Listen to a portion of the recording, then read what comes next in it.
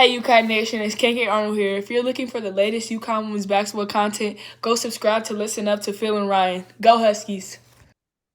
Doing Ryan, listen up. Thank you, KK. Hey, a strong message for them, Ryan. Please keep coming through. All right, that's the nicest way I can say it. Major updates from Ryan and I, but again, we cannot continue this podcast without the amazing support. So please keep coming through for Ryan and I. And this is a big update, Ryan. Thank you for joining me late on this Friday, TGIF Friday night. Ryan, the official list came out from ESPN. I want to thank Shane Laughlin for this article. 2025 NCAA women's basketball recruiting top 25 post signing window classes.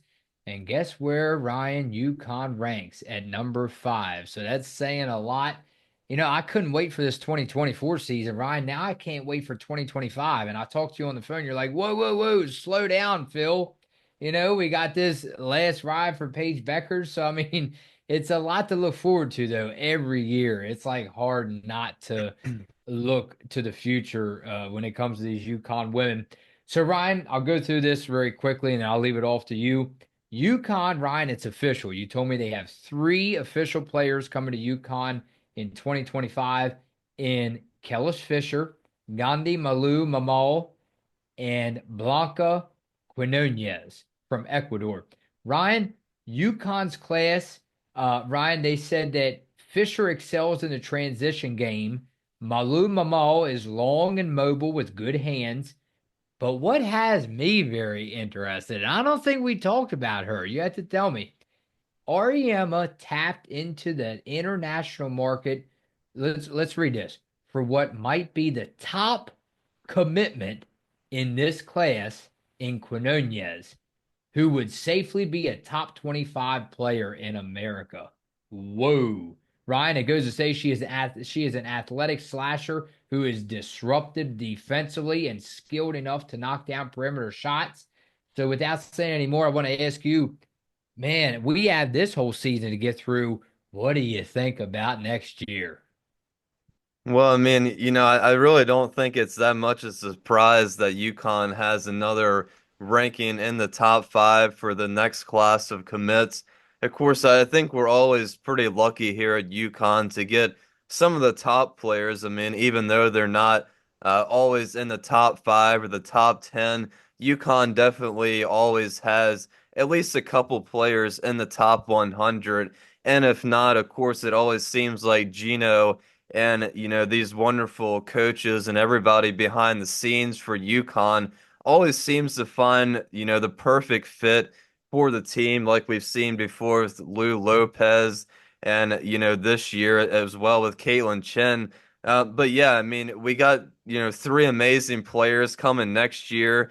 Kellis Fisher, Gandhi Malu Mamel in the top 100, and Blanca Quinones too, who is not ranked because she's an international player, but like you said, would probably be ranked pretty high if she would play in the U.S. So this, of course, leaves with UConn with only one scholarship spot left on their roster for next season, with these 3 players joining us.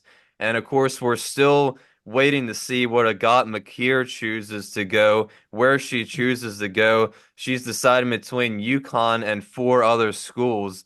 But let's talk about these 3 newest UConn Huskies. 5'9" point guard from Baltimore, Maryland. So about an hour down the road, Kellis Fisher, ranked 27th. And if you read her scouting report, it's pretty easy to figure out why Gino wanted her. Fisher excels in transition and plays great on the ball defense. Both of those crucial skills to have, and it fits the UConn style perfectly, fits their style of play. So I'm definitely looking forward to see what Fisher brings to the team next season. Next is a 6'5" post player, Gandhi Malu Mamel from New Jersey. Obviously, right away, her height stands out. Malu Mamel ranks 73rd, uses her size and length to protect the paint. I think her post moves could be improved.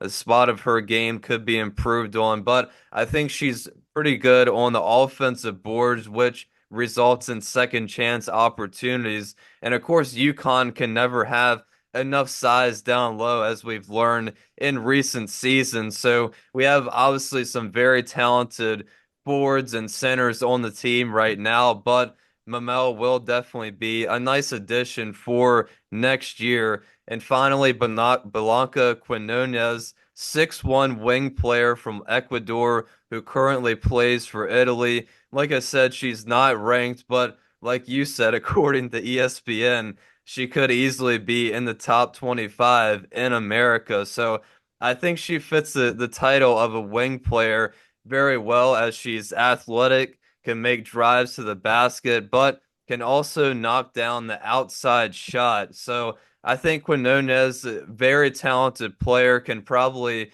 play multiple positions if Gino wants her to, and possibly the most talented out of the three, and may even have the most upside in this recruiting class. Yeah, now it doesn't say this specifically according to ESPN for the third player, Blanca Quinones. But Ryan, the other two, well, actually it does. I told you, she is an athletic slasher who is disruptive defensively. So it actually does say that. The word defense is what I'm trying to tell you. It has it listed for her. Fisher, passing lanes, terrific defensive impact. And you go to Malu Mamal at the end of this, it says she has a dedicated energy for the offensive glass and patrols the paint defensively. So Ryan, yeah, I gotta ask you this because again, we already know what UConn can do on the offensive side of the ball. They've had that rich history putting up points, obviously, and you can see it in conference. It's not that big of a problem per se. Now we've seen it sometimes here and there where they'll struggle, kind of, at closer games in conference. But again, man, I talk about it when you get outside of the conference, and especially against the top 25, and then as it gets deeper into March, the March Madness tournament, I mean, you almost have to have that. Don't you have to have that? And I think that that's very important. That's what stuck out to me the most. Not only that, but shout out to my family over in Italy. Yeah, Ryan, I got family over there. You're right. It says Blanca currently resides in Italy. So that made me smile. But the word defense, I mean, to me, that's most important. And that's what it looks like all three of these bring. The word defense is on all the reports. Yeah, I think it's always important, of course, to have depth. And I think, with all the skills that these players have, I think they're going to fit perfectly with the system. And I think most of the time, Gino prioritizes defense more than anything.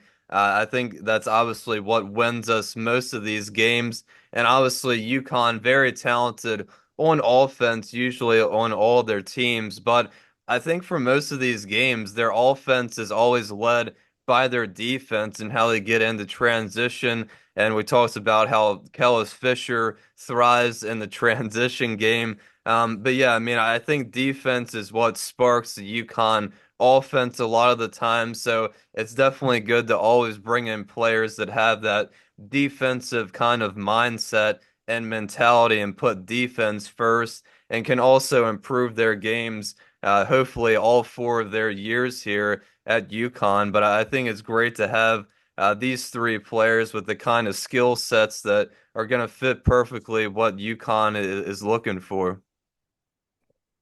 Here we go. Comments from the last video, Ryan. Angela Smoke. Hopefully I'm saying that right. Well, and actually, I haven't seen this name before, so I appreciate you a lot, Angela, for coming through. I know Ryan does as well. Ryan, she said, well, Phil and Ryan, I'm taking in my first UConn game. My sister has surprised me with a trip from Saskatoon in Canada to Hartford in February. My cup runneth over.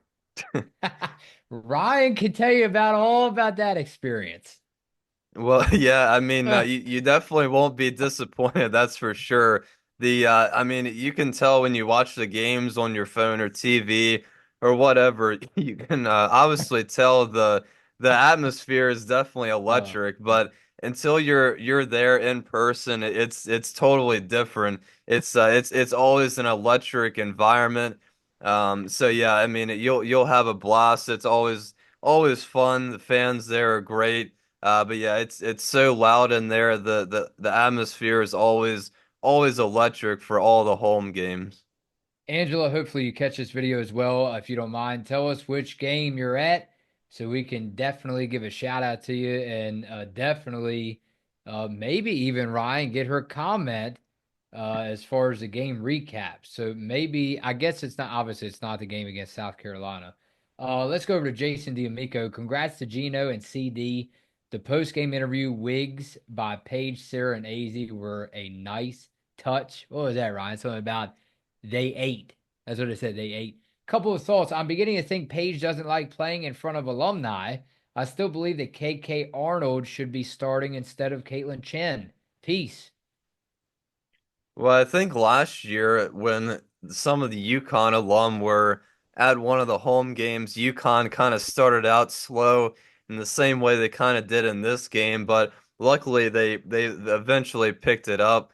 Yeah, I mean, I think there's a lot of different combinations like we talked about for the starting lineup, but I honestly like the five that we have now. I think KK, like we said, she's one of those players that can kind of come off the bench or be in the starting lineup and kind of have a similar impact. I just think she brings so much energy off of the bench, and she's had a couple good games so far this season off of the bench. And I think Caitlin Chen being in the starting lineup so far hasn't really scored a lot of points. Of course, she did in this last game. But she always finds a way to impact the game with her passes, especially. I think her assist numbers have really caught my eye, and just overall her chemistry with the team. Obviously, only came here through the off season, and it always already seems like she has so much chemistry with everybody on the team. Adam Evans, thank you, Adam, for coming through. Hopefully, you and the family are doing well. There were so many amazing players to show up and celebrate Gino and CD. Phil and Rye, if you were there, who would you have been most excited to see? Rye, I'm sorry, you got to go first because obviously this is your part where you do go first. Yeah, Yeah, that's a tough I one. don't That's even know. I don't even know. that's a lot of Uh, players, a lot of players does to the choose from. does the goat I count? mean, I'd probably go for one for more of our kind of generation more recently. Uh, it might be Diana Taurasi for me. Yeah. That might be one of the top ones. Now, I'm not being disrespectful here, but when I said does the goat count, yeah, I mean that could be obviously any of the ones lined up in the uh, alumni section. But I don't know, Ryan. I'm actually talking about the actual animal. I mean, can Phil be more excited to see the actual goat than any of the actual players there? I'm just kidding, Ryan. But I thought that that was pretty amazing to see the alert go out. And Gino actually grabs the collar or the string and starts walking the goat around the court. Oh man. But no, actually, hey, I mean, I think Ryan. I have to say Sue Bird, Adam Evans, Sue Bird. She's always been one of my favorites. We had to go Ryan to Washington, I think, when Seattle was there. I know Ryan didn't really want to, but I had to drag him out of the house anyway and say, "Let's go, Ryan." Because might be the last time we ever see Sue Bird in person. So yeah, I think mine is Sue Bird. The disruptive one, just to pivot away from all the sentimental stuff and for Gino for a second. Some of my thoughts about this game. The Sarah Strong era will go just fine. She looks excellent. And I think she will be ready to be the best player next year. KK and Shade, I know they can have good games against overmatched teams like this. Can they do it against a team like Ole Miss? That is their next test. Q showed some signs of life. This was the best she has looked in a while. Jana would want excuse me, Ryan. I hit read more and I got actually Jonna would want this one back. She wasn't great tonight. he brought up a good point because Ryan, I'm stressed out about #1 South Carolina. I'm stressed out about December. I don't want to be negative here, but I'm just thinking in the back of my mind, Ryan, are we in for something that's not really expected? And that's a loss against a team that I don't even want to think about it. Yeah, yeah, some nice comments there. I think Sarah Strong, obviously, we're all so proud of everything she's done so far on the team. It really is amazing, just her coming in here. Of course, being the #1 overall recruit, but of course, proving why she earned that title. KK and Ash, I think they're gonna be fine. I think they got enough experience last year. I think Ashland's been doing great so far this year in the starting lineup. She's had, pretty much all four of these games. She's played great, in my opinion. I think KK, she'll probably continue to come off the bench, and I think she's going to continue to make impacts in her own way and just find a way to help the team win in every single game. And Jana, yeah, definitely wasn't quite her night around the rim, but I think she'll definitely work on that throughout the week before UConn's next game on Monday night, I believe. And yeah, I think El Alfie will be okay for the next game and get some of those easier layups to fall for. All right, Ryan, I appreciate you a lot. Here we go. Bedtime, and I will see you a quick turnaround. Let's check in on Sunday morning right here on Listen Up.